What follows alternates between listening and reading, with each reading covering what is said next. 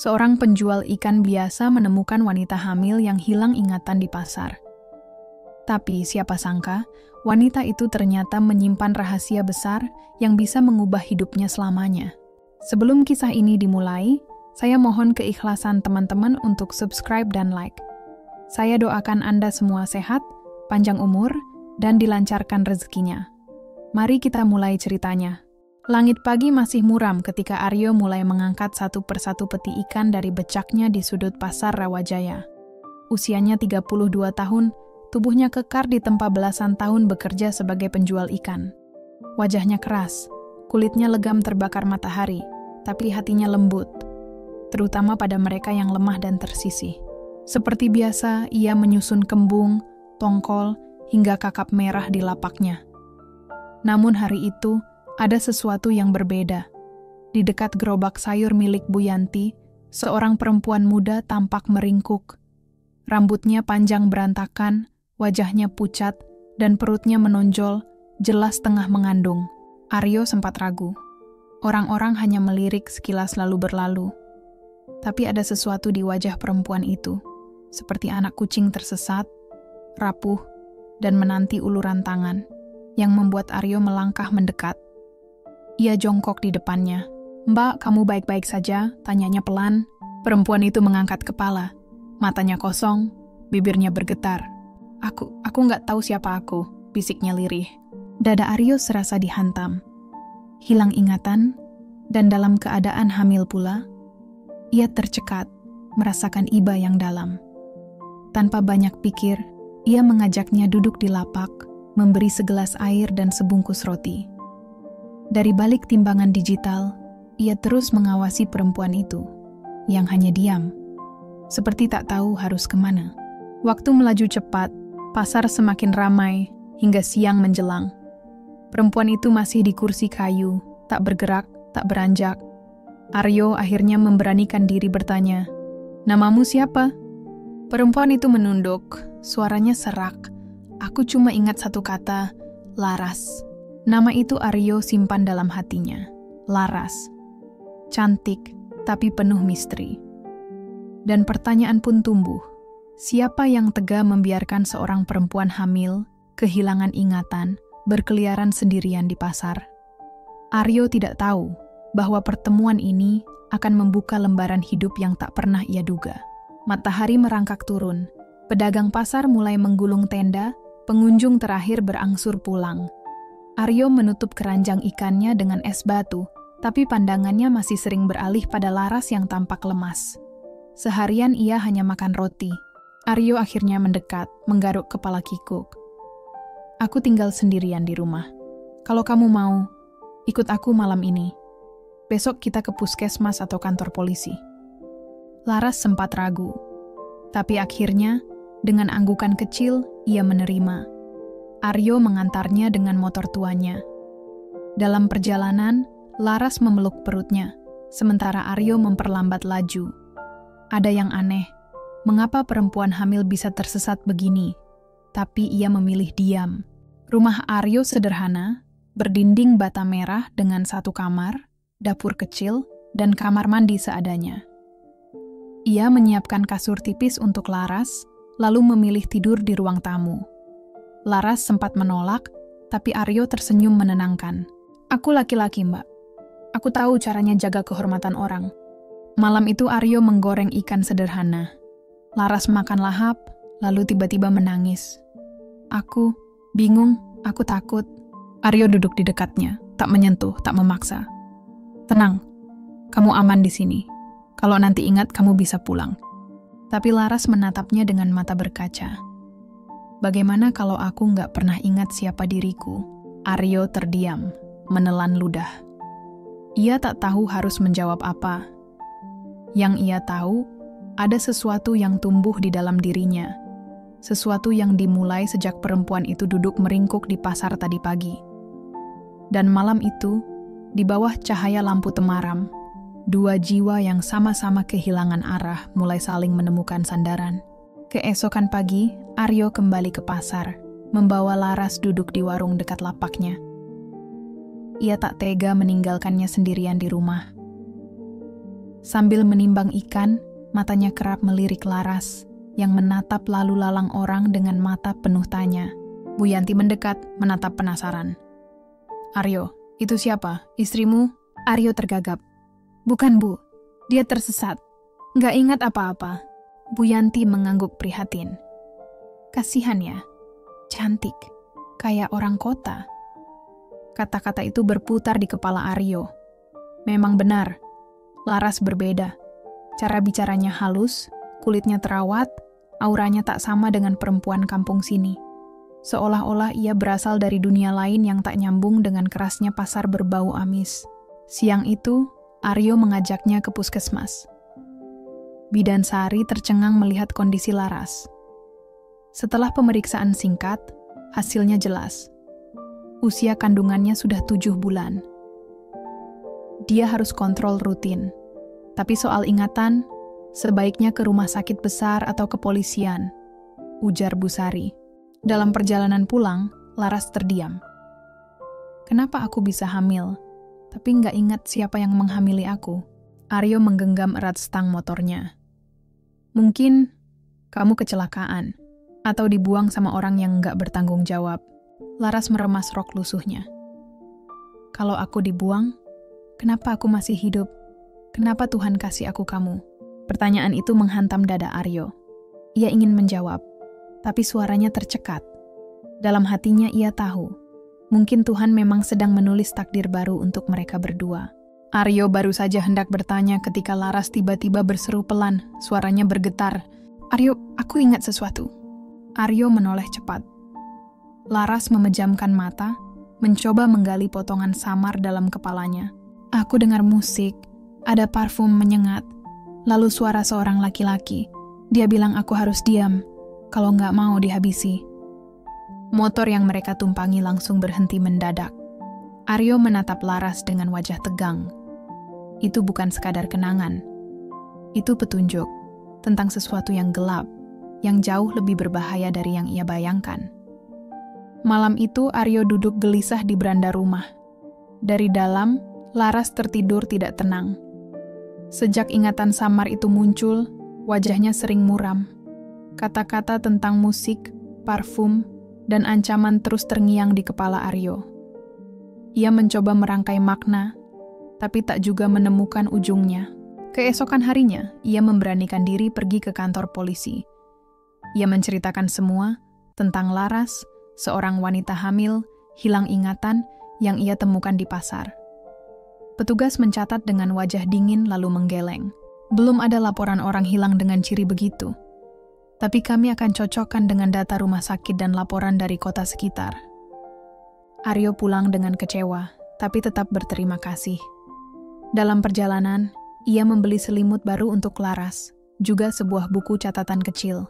"Mungkin kalau kamu tulis apapun yang muncul di kepala, bisa bantu ingat lebih cepat," ucapnya sambil menyerahkan buku itu.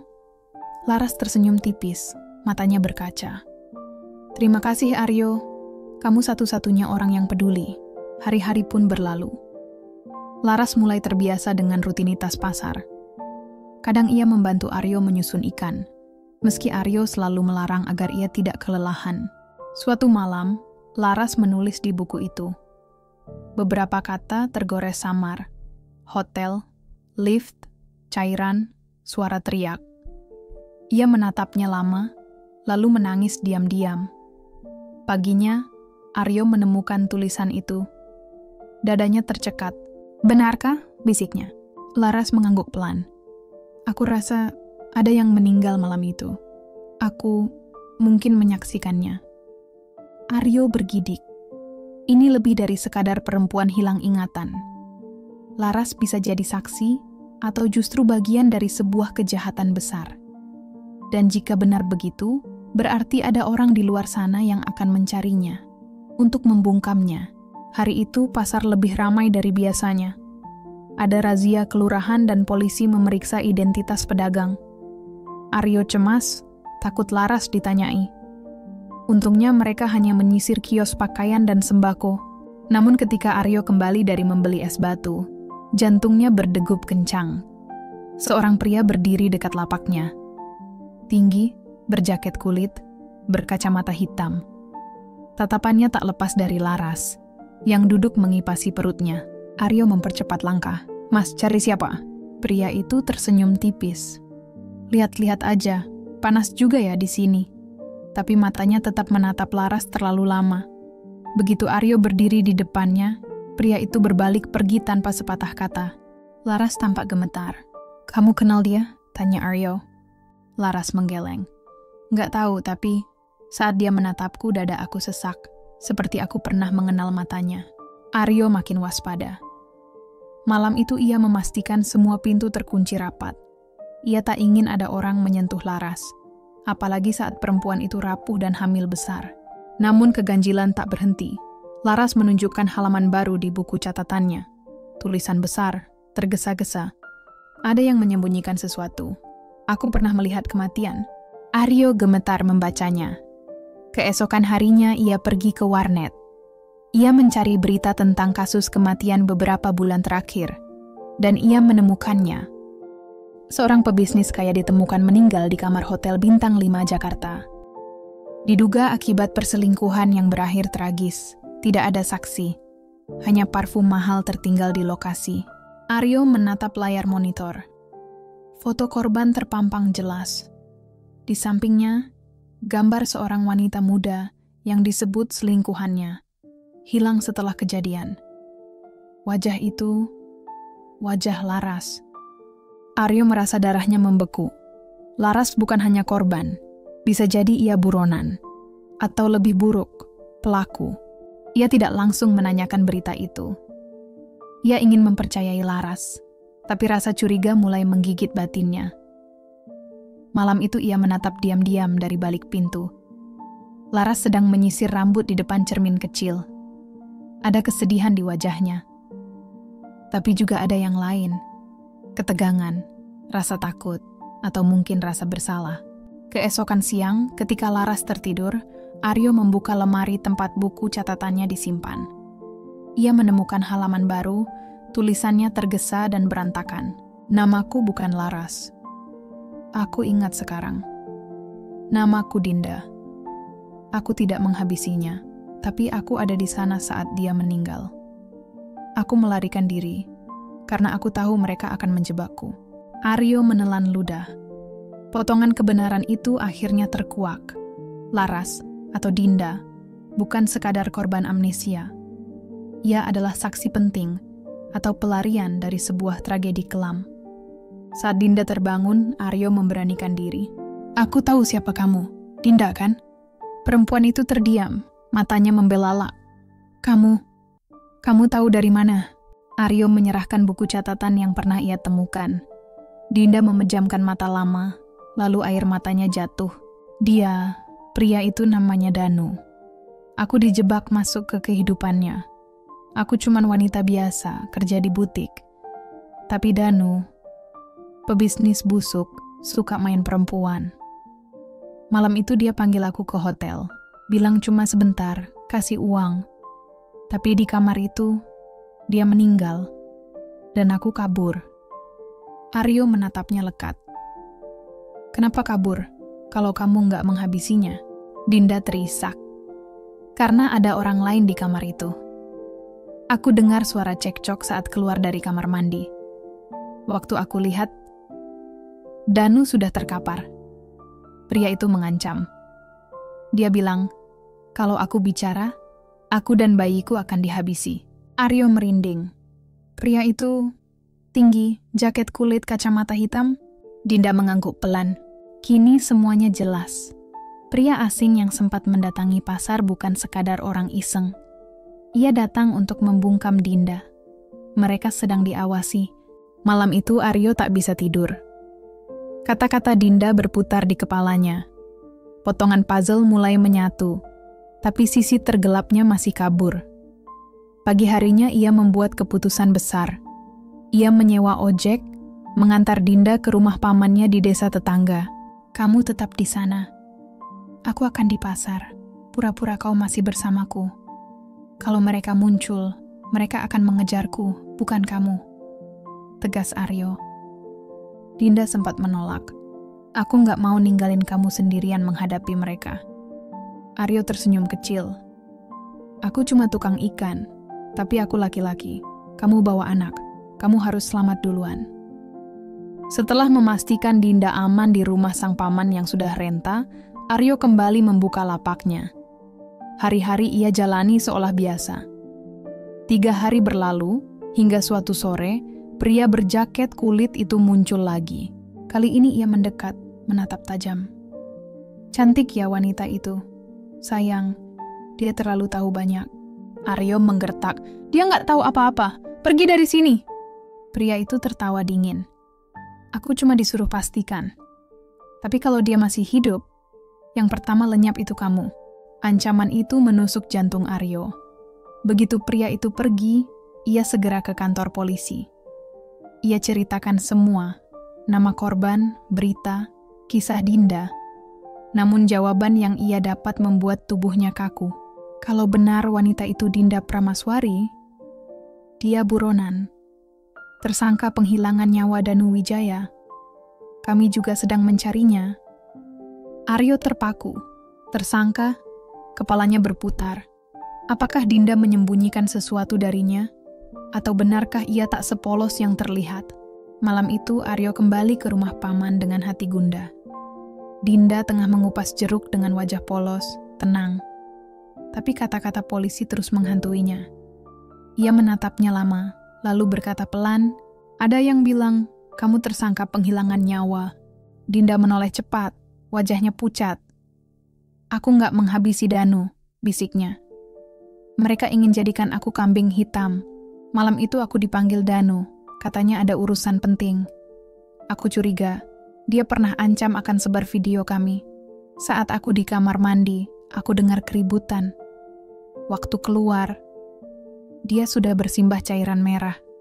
Dan Rian, pengawal pribadinya, ada di sana. Dia bilang semuanya sudah direncanakan. Dia punya bukti dan akan menuduhku kalau aku buka mulut. Aryo menatapnya lekat, mencoba membaca. Tangisnya terlihat jujur, tapi bayangan keraguan tak bisa hilang. Kamu yakin itu bukan sandiwara? Dinda balas menatap, suaranya getir. Kamu ragu sama aku, Aryo? Aryo terdiam, suaranya lirih. Aku bingung. Aku cuma takut. Tiba-tiba suara motor terdengar di luar. Paman mereka mengintip dari jendela. Aryo, ada yang aneh. 2 pria datang. Mereka nanya soal kamu dan perempuan hamil. Aryo langsung menyuruh Dinda masuk kamar belakang. Kalau mereka masuk, kabur lewat jendela, lewat kebun belakang. Pintu diketuk keras. Aryo membukanya perlahan. 2 pria berpenampilan rapi berdiri di sana. Salah satunya, pria berjaket kulit. Selamat sore. Kami dari unit pencarian orang hilang. Boleh kami bertanya soal seseorang bernama Dinda? Aryo menggenggam gagang pisau kecil di balik pintu. Dalam hatinya ia tahu satu hal, mereka bukan polisi. Dan mereka tidak datang untuk sekadar bertanya. Dinda, siapa itu? Aryo berpura-pura tak tahu, meski jantungnya berdegup keras. Pria berjaket kulit itu menyipitkan mata, sorotnya menusuk. Jangan bodoh, kamu tahu dia. Kami hanya ingin membawanya, hidup, kalau bisa. Aryo menggertakkan gigi. Kalau kalian bukan polisi, kalian tak punya hak masuk rumah orang. Senyum miring muncul di wajah pria itu. Kami tidak butuh izin. Tiba-tiba, brak! Pintu didobrak. Paman Aryo berteriak, tapi segera dibungkam. Aryo yang tak tinggal diam melemparkan pisau ke arah salah satu pria. Pisau itu menancap di bahu, membuat si lelaki jatuh sambil mengumpat keras. Dinda cepat lari, teriak Aryo.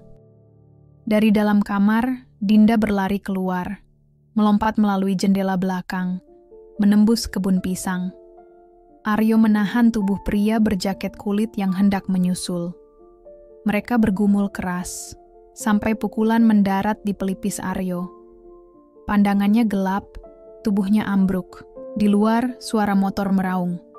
Dinda berhasil kabur, menumpang ojek tetangga yang lewat, berteriak meminta tolong. Aryo pingsan di lantai rumah. Ketika ia sadar, ia sudah berada di ruang perawatan puskesmas. Pamannya duduk di sisi ranjang, menggenggam tangannya. Mereka kabur, tapi perempuan itu selamat. Warga bantu. Katanya dia dibawa ke kota, ucap sang paman. Aryo memejamkan mata, lega sekaligus cemas. Beberapa hari kemudian, kabar mengejutkan muncul di televisi. Ternyata tersangka penghilangan nyawa Danu Wijaya bukan Dinda, melainkan Rian, pengawal pribadinya sendiri, yang juga putra korban. Dinda Prameswari muncul melapor langsung ke polisi, membawa bukti, dan kini diberi perlindungan. Aryo tersenyum dalam luka. Dinda selamat. Kebenaran akhirnya terungkap. Tapi ia tidak pernah melihat Dinda lagi. Hingga bertahun-tahun kemudian. Suatu pagi di pasar, seorang bocah lelaki kecil berlari ke arahnya. "Pak Aryo, ada yang mau beli ikan!" Aryo menoleh. Di ujung lapak, berdiri seorang perempuan dengan senyum yang begitu ia kenal. Di sampingnya, bocah kecil dengan wajah mirip dirinya. Aryo terpaku. Dinda. Mata wanita itu berkaca-kaca, memeluk anak kecil yang tadi memanggilnya. Beberapa detik hening terasa seperti seumur hidup. "Aku kembali," ucap Dinda dengan suara gemetar. Aryo menatapnya. Semua luka, rindu, dan harapan yang lama terpendam, kini mencair dalam senyum kecilnya. "Aku pikir kamu sudah melupakan pasar bau ikan ini," gumam Aryo, mencoba biasa. Dinda tertawa kecil, mengusap air mata. "Justru disinilah aku merasa aman. Pertama kali, merasa hidup lagi." Mereka duduk di bangku kayu di samping lapak. Bocah kecil itu menatap polos, lalu bertanya, "Pak Aryo, aku boleh panggil Bapak?" Aryo menoleh terkejut. Dinda mengangguk pelan. "Namanya Gibran Aryo Prameswara. Aku beri dia nama tengahmu, karena tanpa kamu, aku dan dia tidak akan selamat." Mata Aryo memanas. Tanpa sadar ia meraih bocah itu ke dalam pelukannya. Dinda lalu bercerita bagaimana ia masuk program perlindungan saksi setelah menyerahkan bukti, termasuk jam tangan Rian yang terjatuh saat malam kejadian. Setelah Rian ditangkap dan dijatuhi hukuman, barulah ia bebas. Selama ini ia bekerja sebagai penjahit baju sekolah. "Tapi hari ini aku datang bukan cuma mau beli ikan," ucap Dinda, menatap Aryo lekat-lekat. Aryo mengernyit. Lalu, ia menelan ludah. "Aku mau tanya, apa kamu mau menerima 2 orang kembali masuk ke hidupmu? Tapi kali ini, bukan sebagai beban, melainkan keluarga." Aryo terdiam. Lalu berdiri, meraih tangan Dinda, juga tangan Gibran. Dengan suara bergetar, ia berkata, "Aku cuma penjual ikan. Tapi mulai hari ini, kalau kalian mau, aku juga penjual cinta untuk kalian berdua." Mereka bertiga tertawa dalam pelukan. Pagi itu, di tengah bau amis ikan, teriakan pedagang pasar, dan langit yang tiba-tiba tampak lebih cerah dari biasanya, sebuah keluarga baru terlahir. Terima kasih kamu sudah menyimak cerita ini. Jangan lupa untuk like video ini, subscribe channel kami, agar tidak ketinggalan cerita menarik lainnya. Sampai jumpa di cerita berikutnya.